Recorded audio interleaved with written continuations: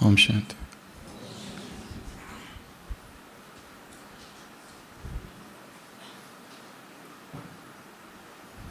किसी चिकित्सक ने किसी शहर में अपना एक क्लिनिक खोला और धीरे धीरे वो बहुत प्रसिद्ध हो गया। बहुत से मरीज उसके पास आने लगे। उसे लगा ये कमरा थोड़ा छोटा पड़ रहा है और फर्स्ट फ्लोर पर जगह है, बड़ी है। तो उसने सोचा कि अपना क्लिनिक ऊपर शिफ्ट कर दो।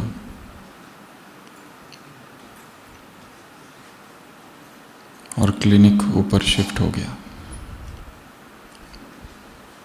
पर जब से क्लिनिक ऊपर शिफ्ट हो गया, पेशेंट आना बंद हो गए।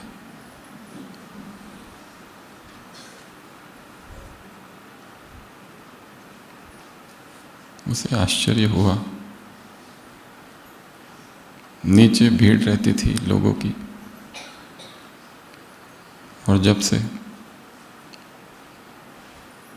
क्लिनिक ऊपर शिफ्ट हो गया, लोगों ने आना ही बंद कर दिया। क्या सारे लोग ठीक हो गए या कुछ और कारण है?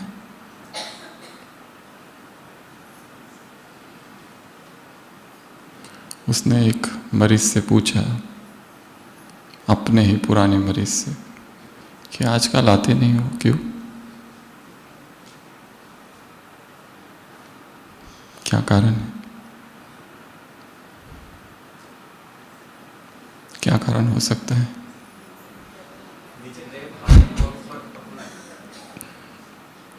हॉस्पिटल की बात चालू है।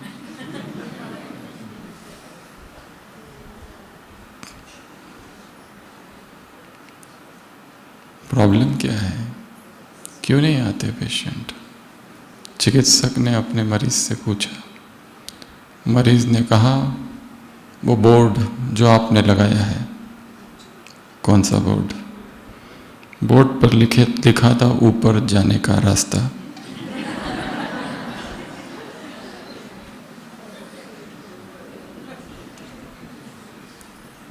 ऊपर जाने का रास्ता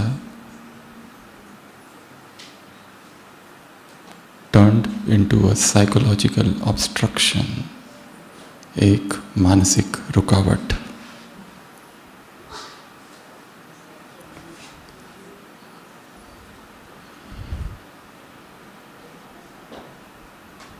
ऊपर कोई नहीं जाना चाहता, ठीक सब होना चाहते हैं, परंतु ऊपर नहीं जाना चाहते।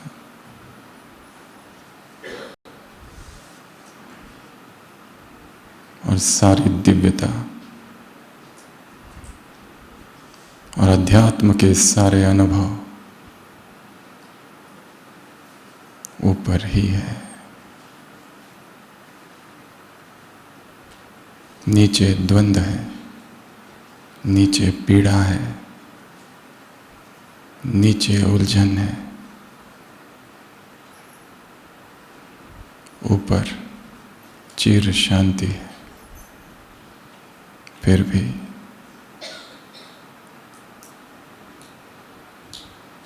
मन नीचे ही भागता है।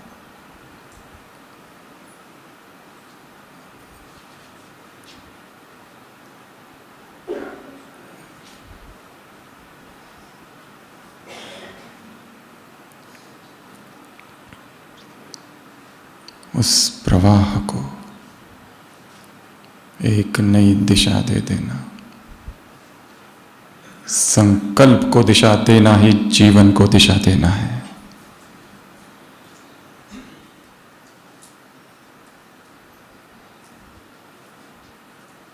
संकल्प की कांति जीवन का परिवर्तन है। जो विचार नीचे बह रहे हैं, जो चेतना की धार नीचे बह रही है, जो इच्छाएं नीचे बह रही है, जो ऊर्जा नीचे बह रही है, उस ऊर्जा का ऊर्ध्वगमन, नॉट सपरेशन बट सब्लिमेशन, उदात्तीकरण, डिवाइनाइजेशन, ऊर्जा को नष्ट नहीं किया जा सकता, दिशा दी जा सकती है। ऊर्जा जो संसार की ओर बह रही है, ऊर्जा जो नीचे की ओर बह रही है, ऊर्जा जो विकारों की ओर बह रही है, उसी ऊर्जा का रूपांतरण तपस्या है।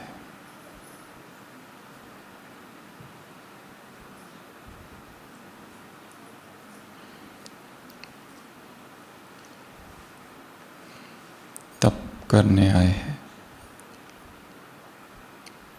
अपने आप से केवल एक ही प्रश्न पूछना है, मैं किस लिए आया हूँ, और जो करने आया हूँ मुझे वही करना है।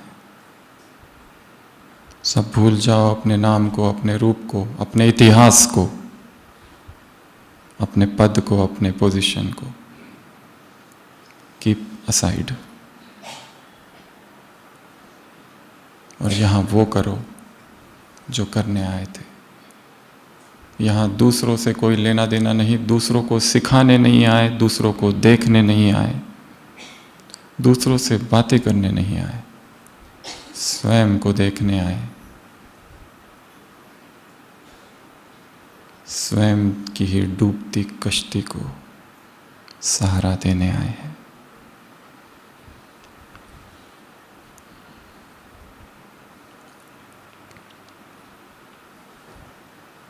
हमारा तप तेज बन जाए।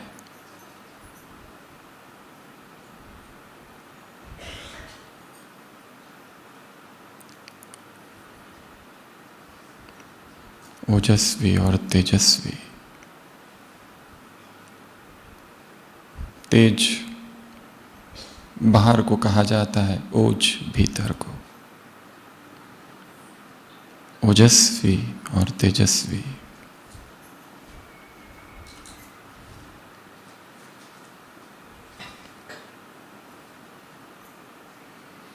अपने ही भीतर डुबकी लगाना,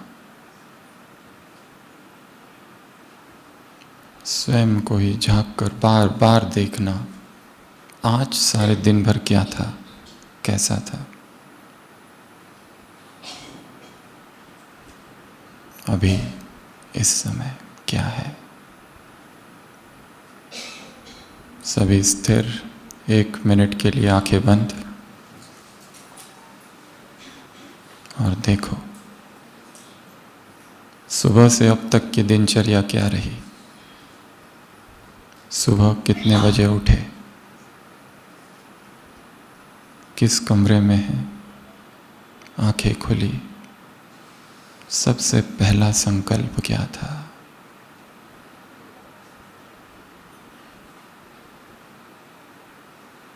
अमृत वेले का प्रथम संकल्प ही भविष्य का निर्माता है। अमृत वेला कहाँ किया, कैसे किया, याद करो, चित्र लाओ। मुरली में क्या सुना, कहाँ बैठे थे, भोजन किस अवस्था में किया,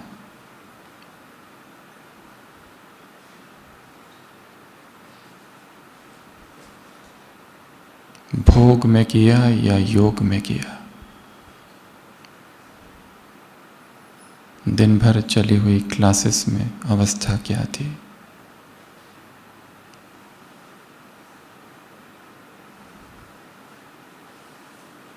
बीच के अंतराल में स्थिति कैसी थी, अब क्या सोच रहा हूं।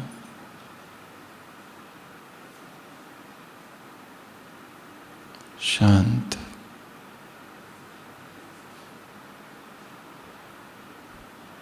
अपने मन को अपने शरीर को,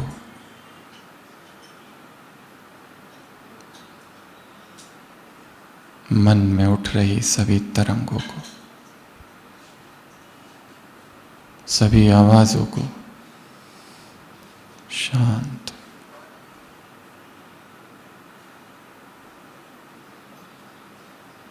ओम शांति।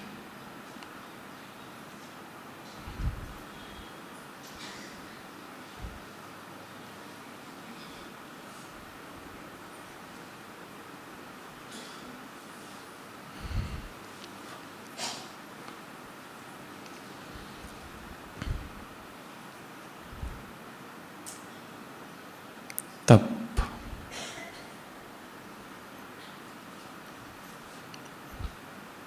परिवर्तन में बदल जाए।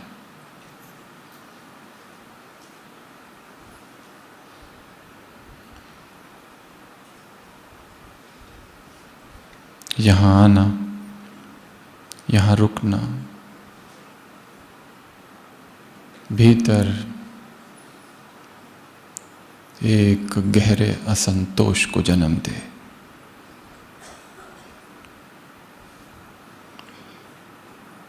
और उसी असंतोष से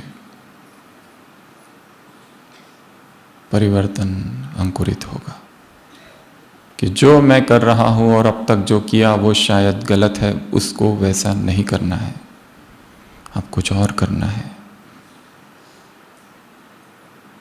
चाहे अमृत वेला, चाहे ब्रह्मचर्य, चाहे संबंध, चाहे सेवा, बोल, भावनाएं, भोजन, कुछ भी।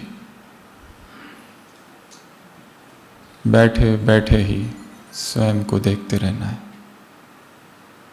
सुनते सुनते ही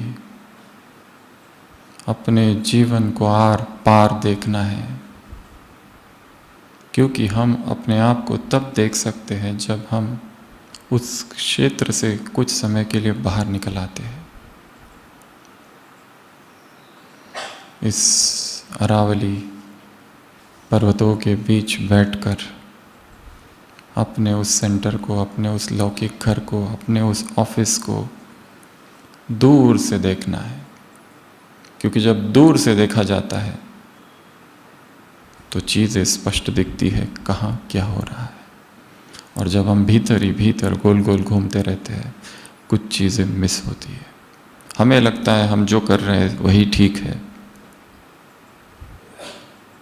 दूर से देखना, तटस्थ भाव से, साक्षी भाव से, विदाउट जजमेंट, केवल देखना, चॉइस नहीं। इसको कहते हैं चॉइसलेस अवेयरनेस, चुनाव रहित जागृतता। केवल देखना कि ये ऐसा चल रहा है, विरोध नहीं करना। विरोध करेंगे तो द्वंद्व का भाव जन्म लेगा। केवल देखना, और यहां बैठकर यह कार्य सहज हो सकता है। यहां बैठे बैठे वहां जाकर क्या करना है उसकी प्लानिंग करनी है।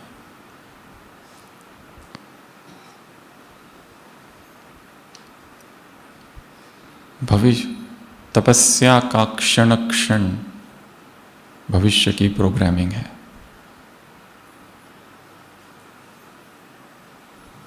यहां बैठे जो संकल्प उत्पन्न हो रहे हैं, हो सकता है वहां जाकर उस एक छोटे से संकल्प से बहुत बड़ा परिवर्तन आएगा, जिस परिवर्तन के लिए हम इच्छुक थे लंबे समय से। इसलिए कहा यहां बैठे बैठे सुनते सुनते बीच बीच में अपने ही जीवन को देखते रहना।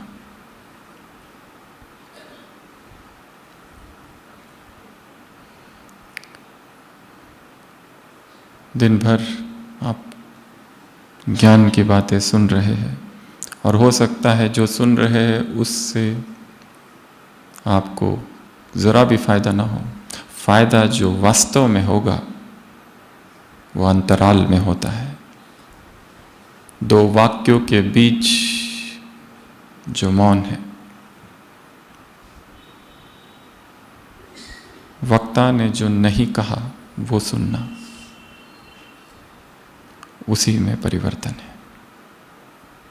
क्योंकि ज्ञान कौन किसको क्या सुनाए, सभी ज्ञानी हैं, महाज्ञानी हैं,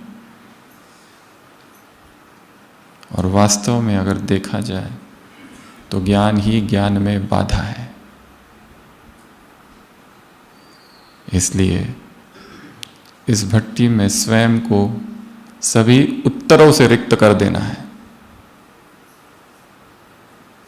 और क्या बन जाओ, छोटा सा बालक जिसे कुछ नहीं पता।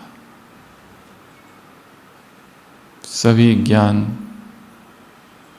सभी उत्तर, हमारे जीवन की समस्याओं के जितने उत्तर हमारे पास है, उन सभी उत्तरों से चित्त को मुक्त कर देना है। हमें अपना वो स्वरूप चाहिए जो वास्तव में है।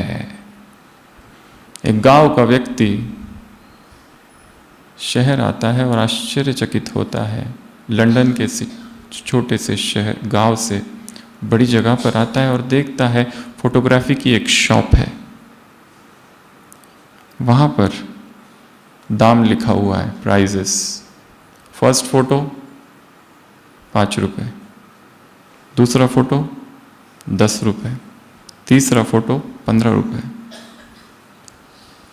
वो दुकानदार से पूछता है, ग्रामीण व्यक्ति है, गांव का व्यक्ति है, अपनी फोटो खिंचवाना चाहता है, उसके लिए तो आश्चर्य है।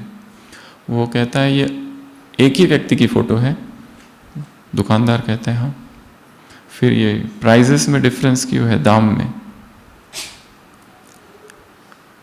दुकानदार कहता है 5 रुपए की फोटो वो है जो आप हो वो दिखेगी, 10 रुपए वाली जो फोटो है उसमें वो दिखेगा जो आप चाहते दूसरा आपको देखे। है नहीं, परंतु चाहते हैं, सोचते हैं कि दुनिया मुझे ऐसा देखे, योगी देखे, तपस्वी देखे, स्मार्ट देखे, हैंडसम देखे, ब्यूटीफुल देखे, गुणवान देखे, चरित्रवान देखे, स्किल्ड देखे। ये 2 नंबर की फोटो। और 3 नंबर की फोटो वो है जो आप चाहते हैं और स्वप्न देखते हैं, मैं ऐसा बन जाऊं। वो ग्रामीण व्यक्ति कहता है फिर तो ये 2 और 3 नंबर की फोटो तो कोई लेने आता ही नहीं होगा।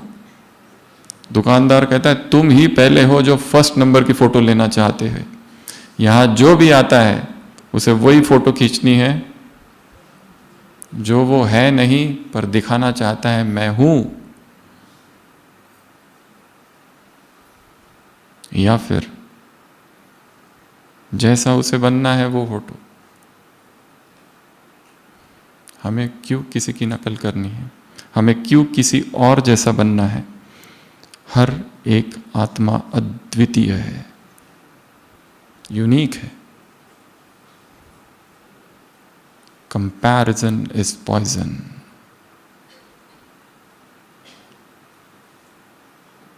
हमें किसी से कोई तुलना नहीं करनी है।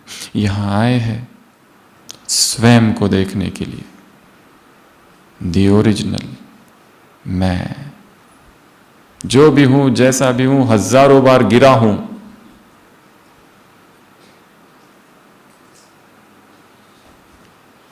क्योंकि भीतर का जो मैं हूं ये तो मेरे अतिरिक्त और उसके अतिरिक्त तो और कोई जानता ही नहीं। क्योंकि दिन भर तो हम नकाब पहनकर घूमते हैं, एक दिखावे का, एक झूठ का, एक असत्य का।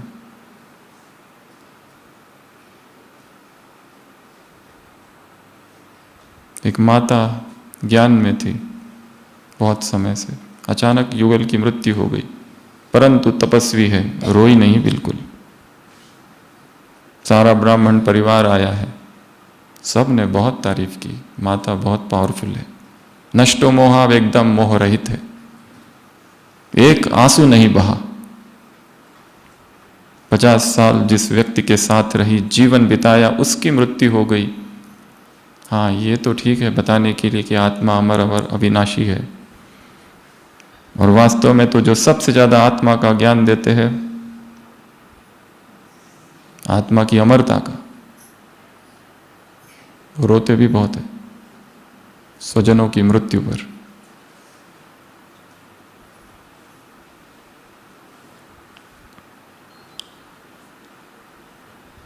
दुख तो हुआ पर दुख को अंदर दबा दिया, दिखाया नहीं,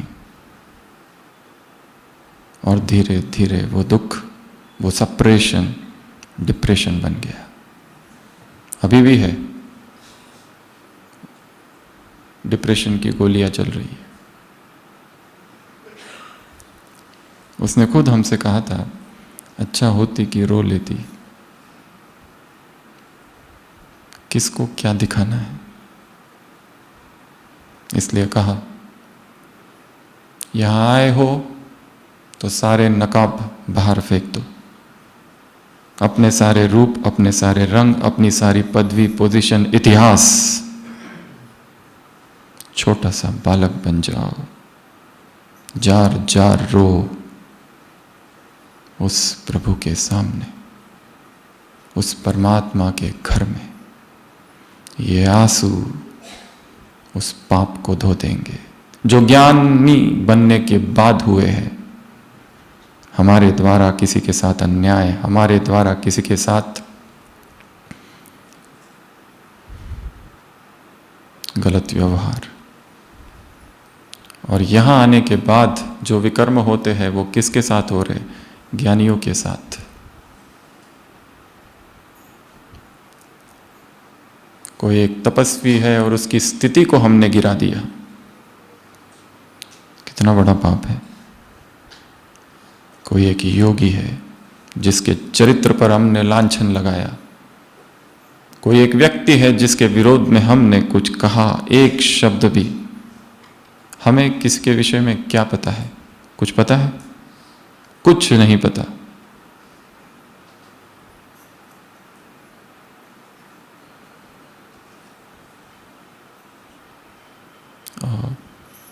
अपवित्र शब्द नको माझ्या मुखे त्याऊन मुकास भरामी। Better to be mute.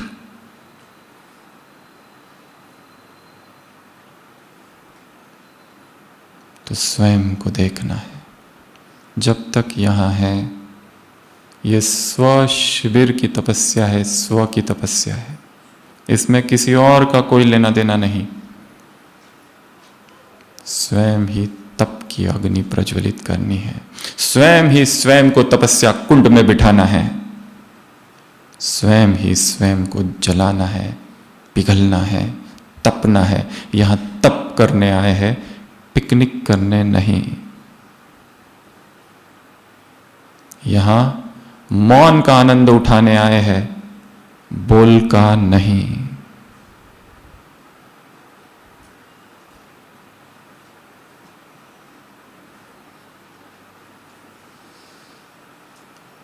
आवाज की अंधेरी गुफा में मौन की मशाल जगानी है।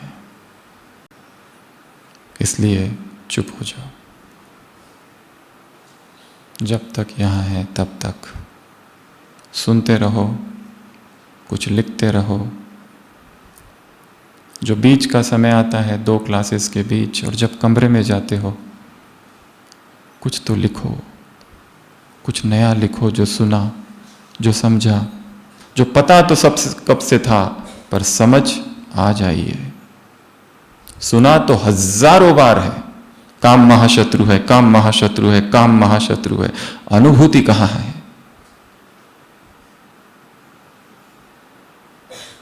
व्याख्यान, प्रवचन, भाषण, कमेंट्रीज अनुभूति नहीं है। वहां तो शोर है शब्दों का। अनुभूति तो केवल और केवल मौन गुफा में ही होती है। शब्द तो वहां तक पहुंचते ही नहीं।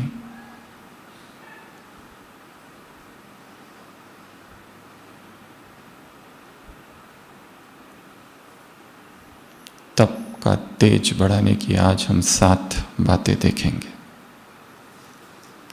और इन सभी बातों को आप पहले से ही जानते हैं, नया कुछ भी नहीं।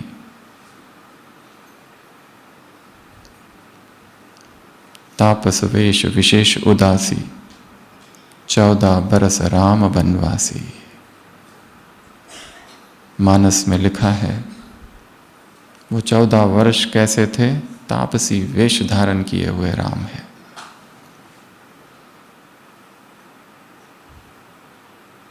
तापसी वेश में है, पंचवटी में है।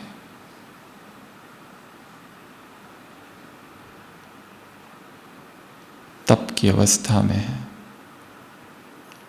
भगवान के महावाक्य है, तुम वनवाह में हो।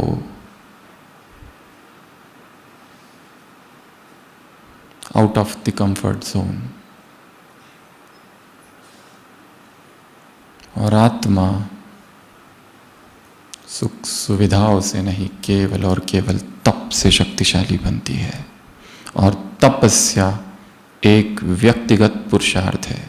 यहाँ आए हैं, सबके साथ है, परंतु ये सार्वजनिक भट्टी है, ये भट्टी व्यक्तिगत भट्टी में परिवर्तित हो जानी चाहिए यहाँ से जाने के बाद। अगर वो नहीं होती है और उसका निष्कर्ष केवल यहाँ से जाने के बाद और सेंटर पर बैठकर, संतली पर बैठकर अपना अनुभव सुनाने तक ही सीमित रह जाती है, तो इस भट्टी का प्रभाव केवल 10 दिन, 15 दिन, 1 मास तक चलेगा। That's it. केवल ऊपर ऊपर की सफाई होगी। भीतर चेतना में, भीतर सबकॉन्शियस में जो पैनिक है, जो भय है, जो बेचैनी है, जो डर है, उसको तो टच ही नहीं किया। क्लासेस सुनी, नोट्स निकाले, ऊपर ऊपर ऊपर ऊपर संकल्प किए, बहुत अच्छा, बहुत अच्छा, बहुत अच्छा, बहुत अच्छा। सबकॉन्शियस माइंड के अगर देखा जाए तो 10 हिमखंड, हिमखंड पता है ना, आइसबर्ग ऊपर है, वो केवल 1 भाग है, नीचे 9 भाग है। और विकार सबसे नीचे है। हम काम कहाँ कर रहे हैं? ऊपर की सफाई कर रहे हैं। बहुत अच्छा, बहुत अच्छा। और इस भ्रम में जी रहे हैं कि बहुत अच्छी सफाई हुई, बहुत अच्छी भट्टी हुई, हम एकदम फ्रेश हो गए हैं। ऐसे शब्द प्रयोग करते हैं। जो फ्रेश हो गया वो कभी भी कुछ नहीं बोलेगा। आत्मा का वास्तविक रिफ्रेशमेंट साइलेंस ही है। Silence is the sleep that refreshes wisdom. विवेक फिर जागृत हो जाए।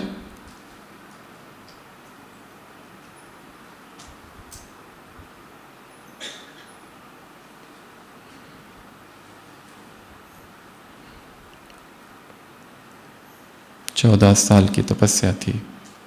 हमने सोचा था 14 बातें बताएंगे, परंतु आधे ठीक है। सबसे पहला ब्रह्म मुहूर्त।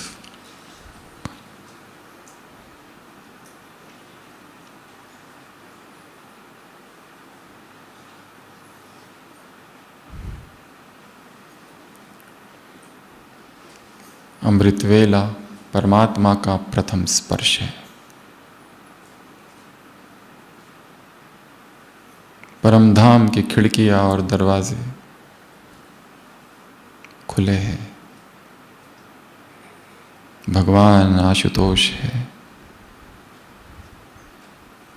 इस समय को सफल करना है। 2 से 5।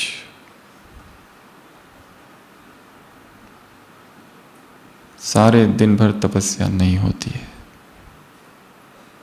सारे दिन भर कितनी भी कोशिशें कर लो, कुछ नहीं होता, क्योंकि वातावरण ही तमो प्रधान है। वासनाओं में और हवाओं में काम विकार है, इच्छाएं है, तृष्णाएं है, व्यस्तता है, सेवाएं है, वार्तालाप है, समाज है, लोग हैं, बातें हैं, चर्चाएं हैं, प्लानिंग है, सब कुछ है। एकांत का समय केवल और केवल अमृत वेला है। सारी साधना का बीज अमृत वेला है। संकल्प ब्रह्मा है, कर्म विष्णु है, फल शिव है।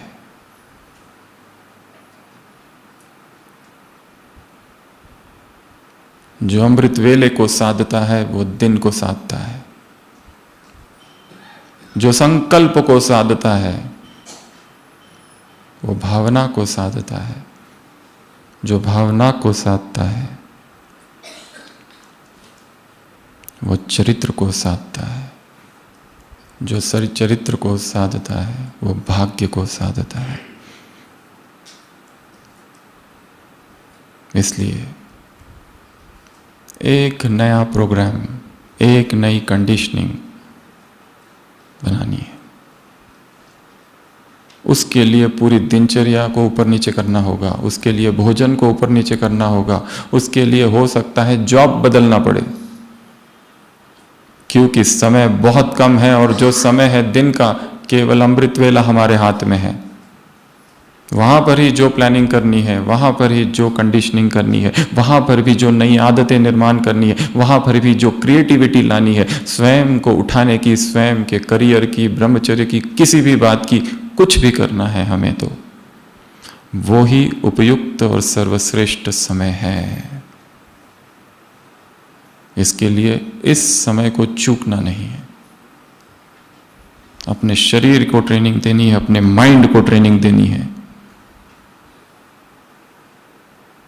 अमृत वेले का एक एक क्षण, एक एक पल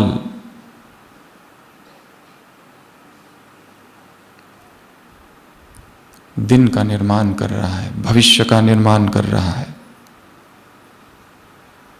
एवरी सेकेंड, एवरी मूवमेंट भगवान से वरदान लेने का समय, भाग्य बनाने का समय, क्या कहें। इसलिए सब प्रायोरिटीज एक तरफ और अमृत वेले को प्रथम प्रायोरिटी बनानी है, द टॉप मोस्ट प्रायोरिटी।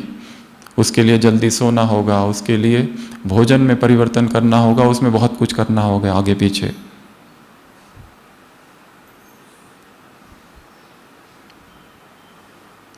समस्याएं आ जाए तो अमृत वेले तक टाल दो।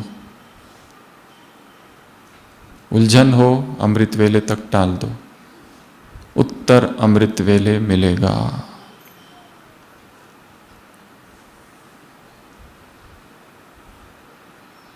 हर प्रश्न का उत्तर ब्रह्म मुहूर्त है।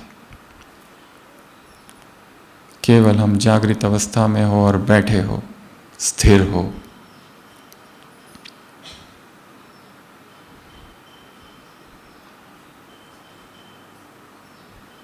अमृत वेले की डाक में हमारे सभी समस्याओं का उत्तर परमात्मा से आता है। इसलिए the first focus, the first priority, the first पुरुषार्थ कौन सा है? अमृत वेला। नींद आती है, सोचो क्यों नींद आती है। उठना नहीं होता, सोचो क्यों उठना नहीं होता। नींद नहीं होती है, पूरी नहीं होती है, रात भर जागते रहते हैं, फ्रेश नहीं लगता।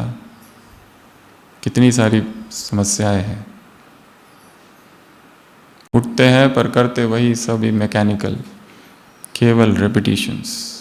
मैं आत्मा हूँ, परम धाम निवासी हूँ, शांत स्वरूप हूँ, प्रेम स्वरूप हूँ, सूक्ष्म वतन, वरदान दिया, तिलक दिया, इधर गए, इसको सकाश, उसको सकाश, हो गया, चलो। आत्मा प्रभु प्रेम में भीग जाए, अमृत वेला। आंखों से आंसू आ जाए, उसके उपकारों को याद करते हुए। कहाँ थे हम और तुमने क्या बना दिया। आज अगर तुम्हारे ना बनते, इसी समय अब भी 6:30 बजे कहाँ होते संसार में? मार्केट में घूम रहे होते। किसको करना है योग और क्या। हम एक सेवा केंद्र पर गए थे, वहाँ का एक भाई कह रहा था, हमारे के सेवा केंद्र पर मैं पिछले 20 साल से हूँ, एक भी विघ्न नहीं आया। I said how.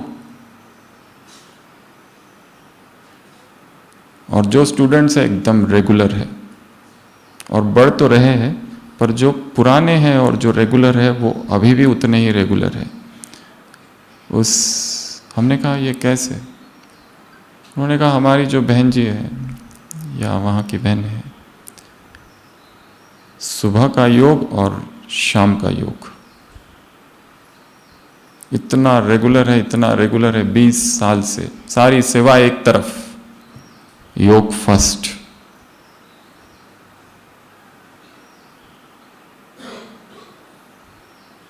जहां तपस्या है और जहां पवित्रता है, धन चरणों में आके गिरेगा।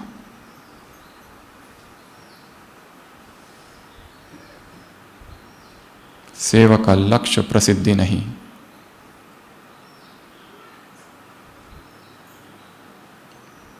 प्रत्यक्षता है। अपने जीवन के मूल लक्ष्य को रिवाइज करना है। ये जो कुछ मैं कर रहा हूं, ये नीड है या ग्रीड है, आवश्यकता है या फिर लोभ है। और करो और करो और करो और करो और बढ़ाओ, किस लिए? What for?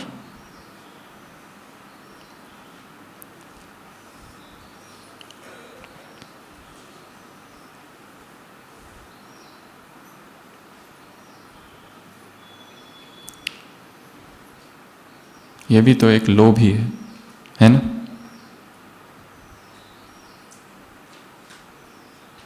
तो सबसे पहला, यदि तपस्या से स्वयं को निखारना है, पीछे पीछे पीछे जाते जाओ। 3 बजे, 3:30 बजे उठ रहे, 5 मिनट पीछे जाओ, और 5 मिनट, धीरे धीरे धीरे, एकदम नहीं। एकदम चले जाएंगे तो फिर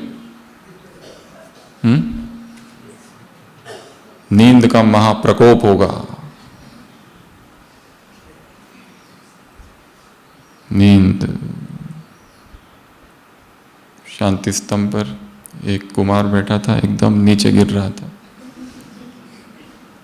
उसको पूछा क्या है? उसने कहा सकाश, धरती को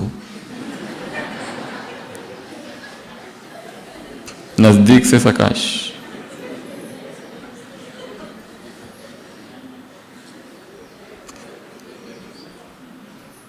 रतनमणि दादी यहीं एक बार मुरली चला रही थी, माताएं बैठी थी, इतनी महारथी थी, सब के सब सो रही। दादी ने कहा उठो सब और जाओ पीछे जाके, वहां जो है ना, वहां खड़े हो जाओ। सारी माताएं खड़ी हो गई, पर नींद की इतनी महारथी थी कि खड़े होकर भी सो रही थी। नींद पर किसी का बस नहीं चलता, पर नींद पूरी हो ना हो, वायदा जरूर पूरा करना है, और वायदा है तुझसे मुलाकात का। The first meeting with God. He who gives to God second place in life gives him no place at all. एक ईसाई संत कहता है, जिसने भगवान को अपने जीवन में 2 नंबर पर रखा है, उसने भगवान को किसी भी नंबर पर नहीं रखा। प्रभु को कहां रखना है? The first. Old testament, Bible, I thy Lord thy God I am a jealous God. मैं जो तुम्हारा परमपिता हूं, जो तुम्हारा परमात्मा हूं, ईर्ष्यालु परमात्मा हूं। मेरे अतिरिक्त यदि तुमने किसी को याद किया तो देख लेना, मैं बड़ा ही ईर्ष्यालु परमात्मा हूं। I thy Lord thy God I am a jealous God. इसलिए आज से ही यह संकल्प करना है कि मुझे अमृत वेले की मरम्मत करनी है, ठीक ठाक करना है जो लड़खड़ा रहा है, जो अस्थिर है। Consistency is the key. निरंतरता ही कुंजी है। इसलिए थोड़ा थोड़ा पीछे जाओ। 3:30 है, उसको और पीछे और पीछे और पीछे और पीछे, जब तक वो 3 घंटे का नहीं हो जाता, शांत नहीं बैठना है। 2 to 5 अपनी दिनचर्या देखकर, हेल्थ देखकर, उम्र देखकर, धीरे धीरे इस पर काम करना है, ये पहला नियम है। हमें यदि अपने तप को तेज में परिवर्तित करना है तो। दूसरा है ब्रह्मचर्य। पहला बी ब्रह्म मुहूर्त, दूसरा बी ब्रह्मचर्य।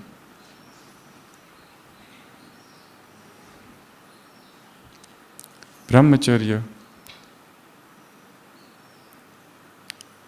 सप्रेशन ना हो, दिखावा ना हो, सहज जीवन बन जाए।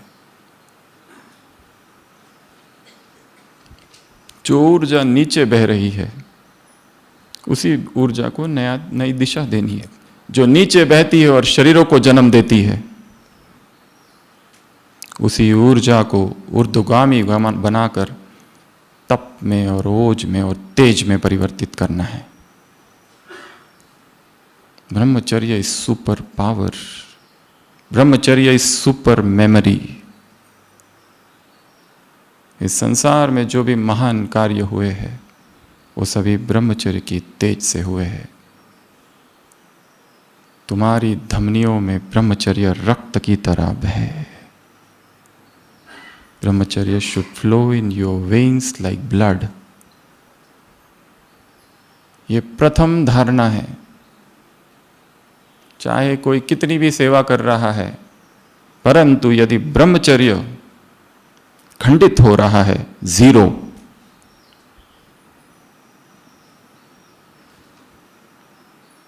कितना भी अमृत वेला करो और कितनी भी मुरलियां पढ़ो, पढ़ाओ, सुनो, सुनाओ, भट्टी करो या कराओ, एवरीथिंग इज वेस्ट। ब्रह्मचर्य इज द फाउंडेशन। संकल्प में भी नहीं। क्या है इसमें? देख तो लिया, कचरे के अतिरिक्त क्या है ये शरीर? कैसा सौंदर्य, चलता फिरता शौचालय,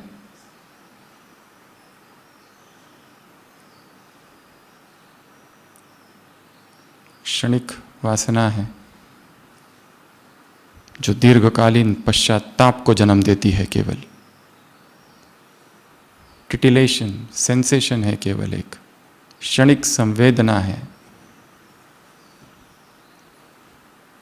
ब्रह्मचर्य दमन से नहीं, व्यर्थता से जन्म देता है। व्यर्थता देख लो उसकी कि ये व्यर्थ है, time waste, energy waste, thought waste, संकल्प वेस्ट, मनी वेस्ट। जिस व्यक्ति में लगाव हो उसकी तरफ ऊर्जा बहती है। वो लगाव का कारण कोई भी हो सकता है, स्पिरिचुअल भी। इसलिए इस भट्टी में अपने ब्रह्मचर्य की प्रतिज्ञा को रिवाइज करनी है। रोज रिवाइज करो, रोज।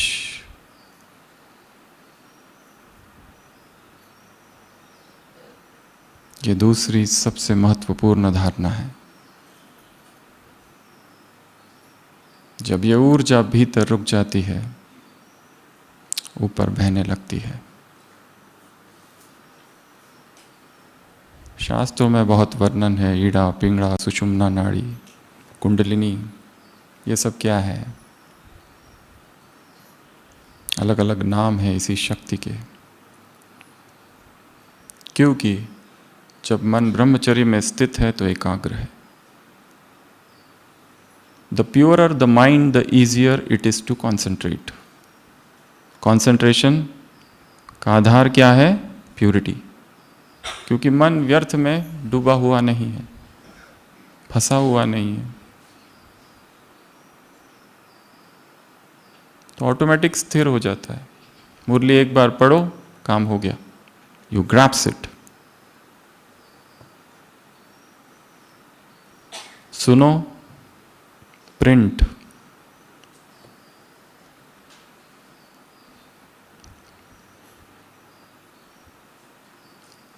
ब्रह्मचर्य वाणी में तेज भरता है,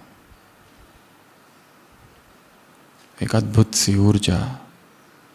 तुम चाहो रोको, पर ब्रह्मचर्य की वाणी से निकले हुए तीरों को हृदय में भेदने से रोक नहीं पाओगे, क्योंकि शब्द शब्द अंगार है। एक अद्भुत सा वाइब्रेशंस है उसमें, क्योंकि चेतना की पवित्रता से जो शब्द निकल रहे हैं, they carry the ring of purity. और हर आत्मा को तो वास्तव में प्यूरिटी ही चाहिए। हर आत्मा वास्तव में प्यासी है इस पवित्रता के लिए। कहीं से वो ट्रिगर आ जाए प्यूरिटी का तो तुरंत संकल्प जगेगा, ये छोड़ो सभी व्यर्थ को, छोड़ो सभी बंधन को।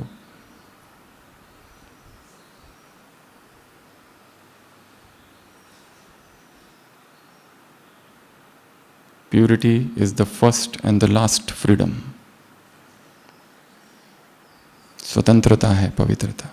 काम विकार एक बंधन है, काम विकार एक व्यर्थ है, काम विकार एक दलदल है, एक गुफा है जिसमें घुसने के बाद कुछ भी दिखाई नहीं देता जब तक कि पूरा बाहर ना निकल जाओ। बाहर आने के बाद फिर भी स्मृति भोग की फिर खींचती है।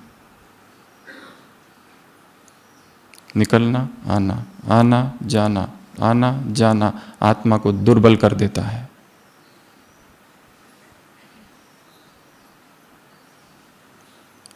Untouched purity. जगदीश भाई सुनाया करते थे, सबको पता है।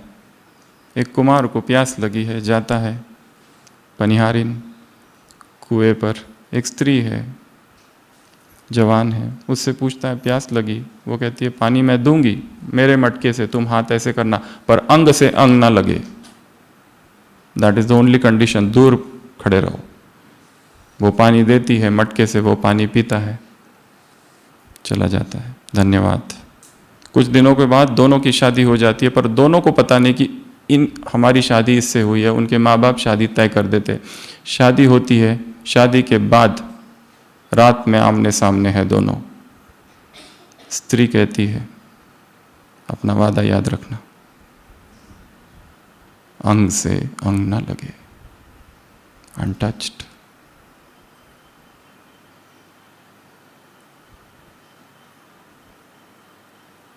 Untouched. Touch born happiness is conducive to pain. Gita में लिखा है हर वो सुख जो स्पर्श से उत्पन्न होता है, स्पर्श अंततः गत्वा दुख की ओर ही ले जाएगा। तीसरी धारणा, भोजन। भोजन भोग नहीं योग बन जाए।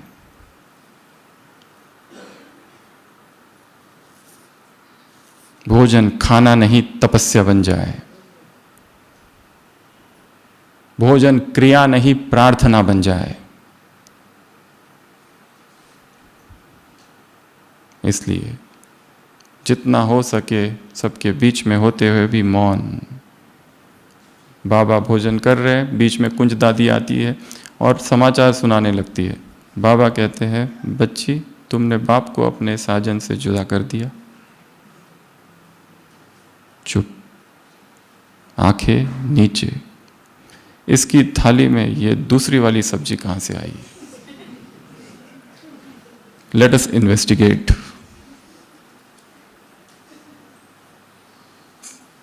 ये हमारी तो नहीं है, ये जनरल में तो नहीं दिखी।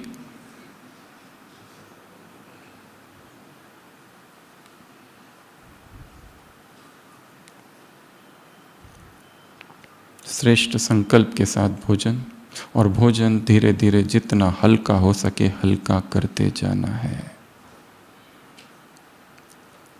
योगी सूक्ष्मता की ओर बढ़ता है, स्थूलता से सूक्ष्मता की। जितना भारी, जितना हेवी, जितना गरिष्ठ, जितना ज्यादा वो होगा उतनी निद्रा आएगी, उतना आलस आएगा, फूड कोमा में एंट्री होगी। फिर कहाँ से अमृत वेला और कौन सा अमृत वेला और कौन सा 2 बजे। 2 बजे उठना ये तो जीवन का सबसे बड़ा उपहार है, पुरस्कार समझो इसको, यदि ये सहज मिल जाए तो। परंतु इतनी आसानी से नहीं आएगा, त्याग करना होगा बहुत चीजों का। धीरे धीरे कुक्ड से अनकुक्ड की जर्नी चालू करनी है। सॉलिड से लिक्विड की जर्नी चालू करनी है।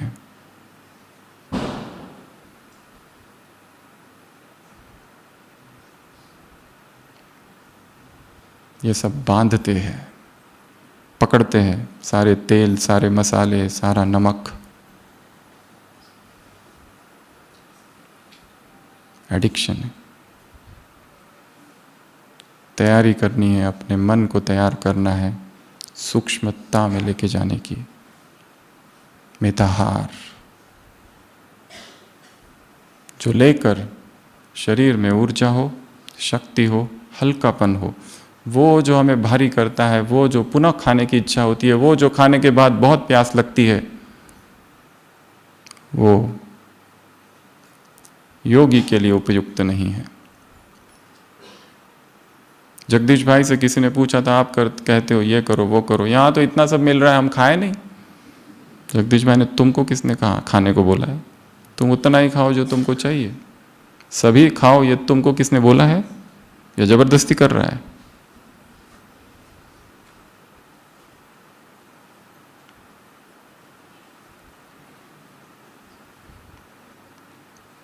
तप का उद्देश्य है स्वाद और रस से परे निकल जाना।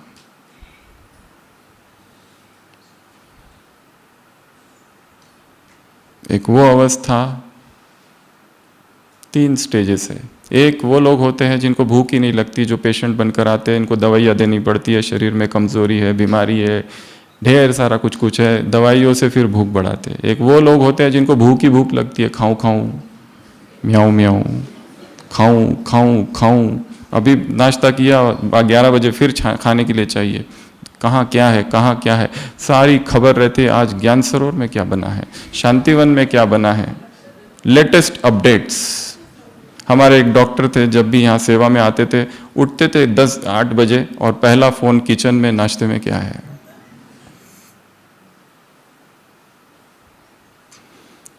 सारा जीवन भोजन के ही इर्द गिर्द बुद्धि घूमती है। सुबह उठते हैं तो नाश्ते में क्या खाना है, और नाश्ता खाते खाते दोपहर में क्या खाना है, और दोपहर में खाते खाते शाम को क्या खाना है, शाम का खाते खाते रात में क्या खाना है। स्वामी विवेकानंद से किसी ने पूछा था, what is the state of your country? And he said, my country, मेरा देश चूल्हे चौके में जाके भस्म हो रहा है, जहां किचन ही मंदिर है और भोजन ही भगवान है। उसी का चिंतन है दिन रात। पिकनिक अर्थात भोजन, कोई भी समारोह अर्थात भोजन, भोजन भोजन भोजन भोजन भोजन, दिन रात भोजन के ही चिंतन संकल्प चलते रहते हैं। आत्मा भोजन के संकल्प से परे निकल जाए, वो योगी की अवस्था है।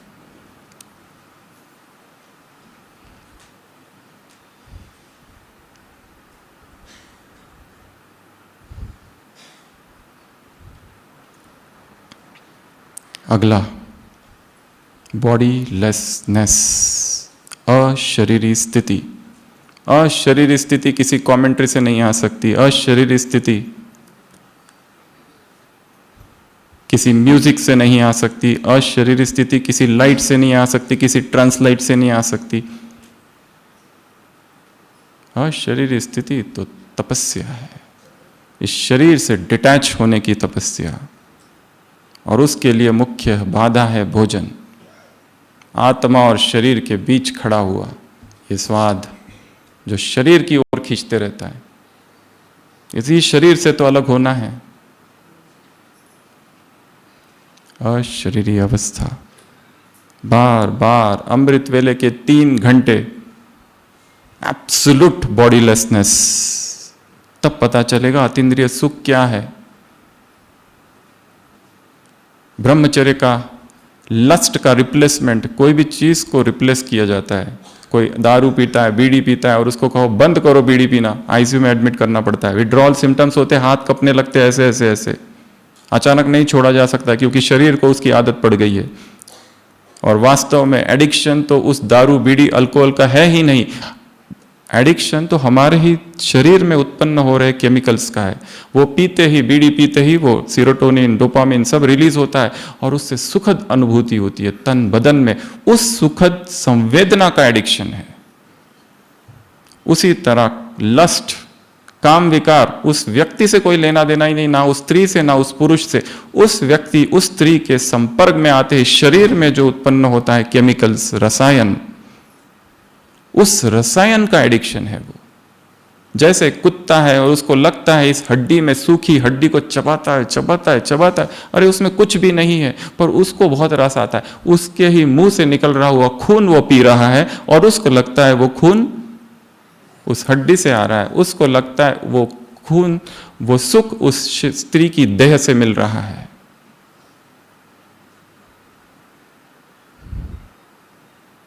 ब्रह्मचर्य अर्थात इस भ्रांति से बाहर निकलना कि यह सुख है।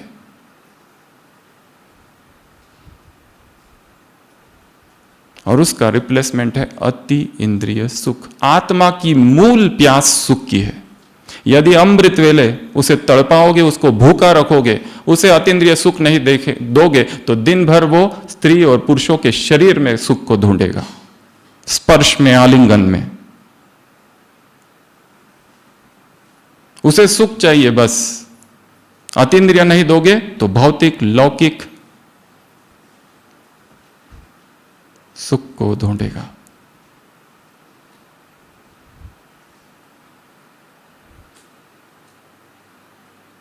इसलिए भोजन की धारणा प्रथम है। रसेंद्रियों को वश में करना अर्थात जनेंद्रियों को वश में करना।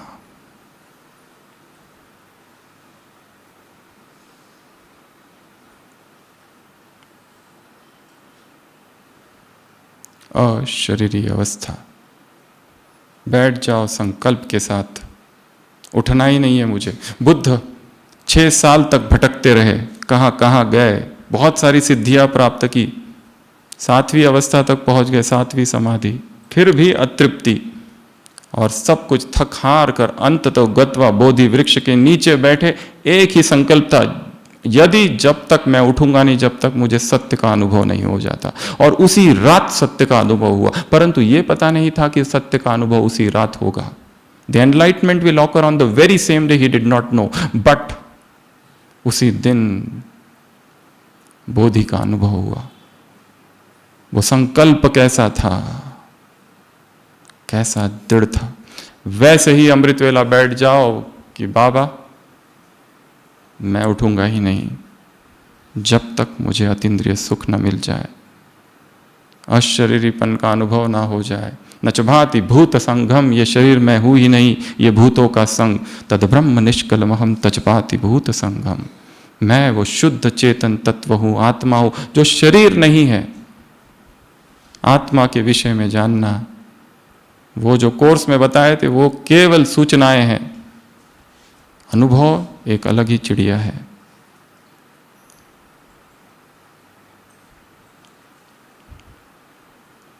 संकल्प। बैठ जाओ।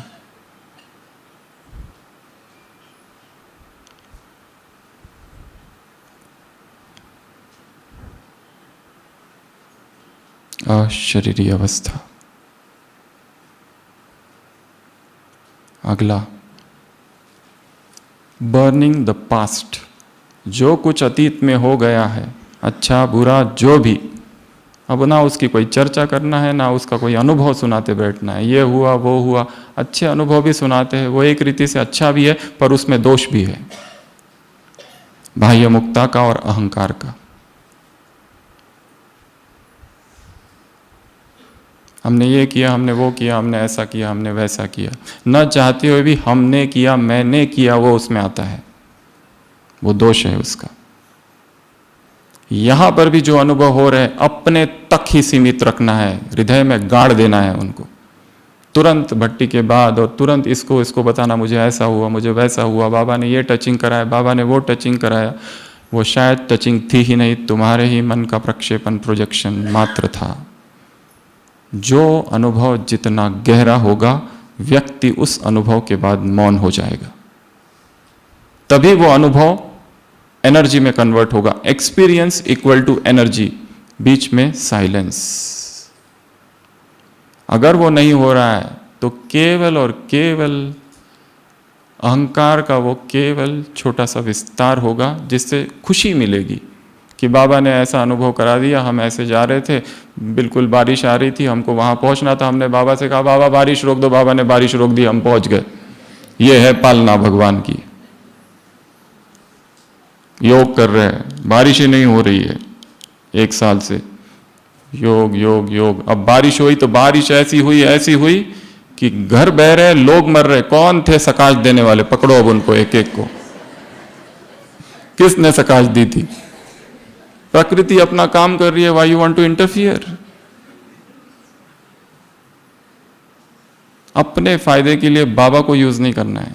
बाबा कर्म के डिपार्टमेंट और प्रकृति के डिपार्टमेंट में इंटरफियर नहीं करता। कर्म प्रधान विश्व करी राखा, जो जस करई तसफल चाखा। ही इज अनअटैच्ड, उसको कोई लेना देना नहीं है, बारिश हो ना हो, वो ये सबसे परे है। उसको तो इस ब्रह्मा की खांसी से भी कोई लेना देना नहीं है। इसकी खांसी है, मैं क्या करूं? मैं कोई खांसी ठीक करने आया हूं? मैं आया हूं पतित से पावन बनाने। तुम्हारा घुटना, पैर, कमर, don't tell me all the nonsense. हाँ, वो एक अलग है कि वही सब कुछ है और प्यार में उसे सब कुछ बता रहे हैं, वो अलग बात है। फिर उसका अनुभव सुनाना हमको, ये हुआ, वो हुआ, ऐसा हुआ, वैसा हुआ, फिर बाबा ने ये कर दिया।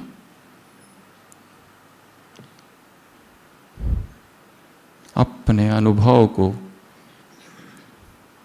हृदय की डिब्बी में छुपा दो, वो शक्ति बनेंगे।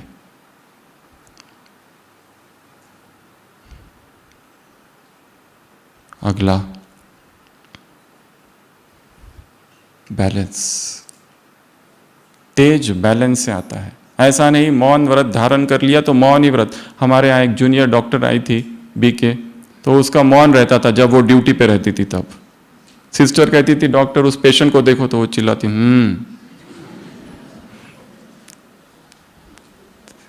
ये कैसी तपस्या है कि ड्यूटी आवर्स में मौन धारण करके रखे। स्विच पॉइंट होना चाहिए। जैसे एक्टर्स होते हैं, फिल्म के एक्टर, स्विच पॉइंट होता है। अभी अभी रोने का सीन करते हैं, अभी अभी हंसने का करते हैं, अभी अभी दुख का करते हैं, तो अभी अभी वायलेंस, फट फट फट फट स्विच करते हैं एट वन मोमेंट। अभी अभी किसी की सेवा कर रहे हैं, अभी अभी किसी की मदद कर रहे हैं, अभी अभी किचन में सेवा कर रहे हैं, अभी अभी किसी को खिलाने की सेवा कर रहे हैं, और दूसरे ही पल डिटैच्ड, किसी से कोई लेना देना नहीं है। दिस इज कर्म योग। स्विच कितना फास्ट हम करते हैं। बैलेंस, हर चीज का बैलेंस। इसमें चले गए तो उसी में इतना चले गए कि फंस गए। अति सर्वत्र वर्जते। इसलिए धीरे धीरे समझते हुए, चाहे भोजन हो चाहे ब्रह्मचर्य हो, समझते समझते करना है। एकाएक करेंगे तो शरीर को शॉक लगता है। टाइम देना है उसको, ट्रांजिशन फेज। धीरे धीरे धीरे धीरे धीरे धीरे, inch by inch, step, one step at a time. Balance. और लास्ट बी बाबा।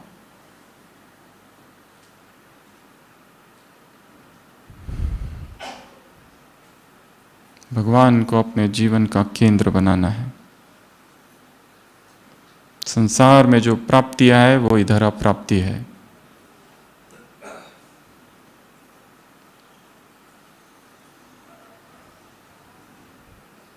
उसी से सर्व संबंध, उसी से प्यार, उसी को देखना, उसी के साथ शेयर करना। किसी और के साथ शेयर करना बहुत रिस्की है। यदि मनुष्यों के साथ शेयर करोगे तो भगवान के साथ शेयरिंग अपने आप कम हो जाएगा। अभी अभी फ़ोन किया और उसको बता दिया कि हम मधुबन गए थे, ये किया, वो किया, ऐसा किया, वैसा किया, वैसा किया, हो गया है, शेयरिंग पूरा हो गया। अमृत वेला क्या शेयर करोगे भगवान के साथ? अपनी प्रॉब्लम्स को 1000 लोगों के साथ शेयर करते रहते, भगवान के साथ क्या शेयर करेंगे? इसको बताएंगे, उसको बताएंगे, जो भी नया मिला पकड़ो और पूछो, भाई जी अमृत वेले का क्या करना है, ब्रह्मचर्य का क्या करना है, पूछते ही रहते, पूछते ही रहते, पूछते ही रहते, पूछते ही रहते। उत्तर में जरा इंटरेस्ट नहीं है। जब उत्तर दे रहे तो नया प्रश्न के बारे में सोच रहे हैं, क्या पूछना है, बाद में मिलेंगे नहीं है। Questions questions questions.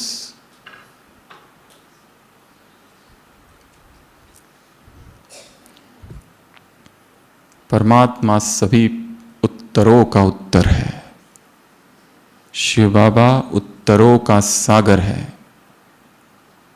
प्रैक्टिकल ज्ञान का सागर है। उससे पूछो, उसके सामने बैठ जाओ अमृत वेले, बताओ। जब तक बताओगे नहीं उठूंगी नहीं।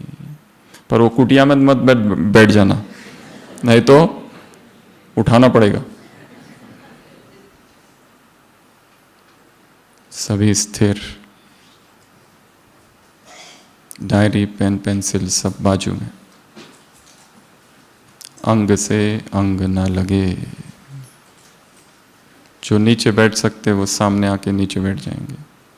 जिनको सेवाओं में जाना है या फिर जाना है वो अभी से उठ जाए।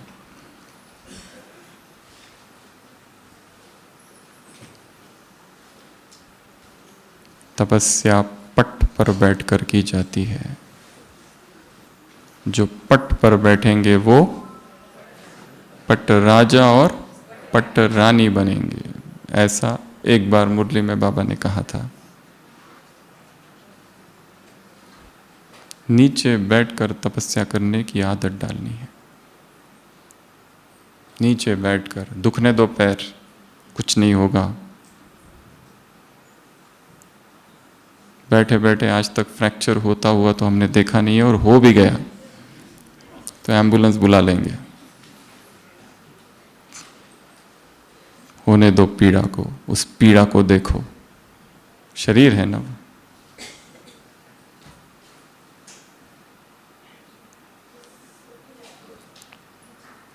नीम करोली बाबा थे, वो कभी सोते नहीं थे, कभी लेटते नहीं थे। उनसे पूछा आप सोते नहीं? वो कहते थे मैं शरीर थोड़ी ना हूं जो लेटू।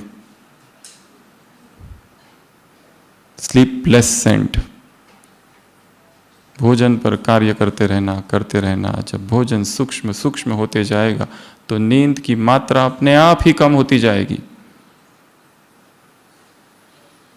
सतत जागृत अवस्था। और एक अवस्था वो भी है योगियों की, वो जो सोते ही नहीं, स्लीपलेस सेंट्स, क्योंकि वो निरंतर जागे हुए ही रहते हैं।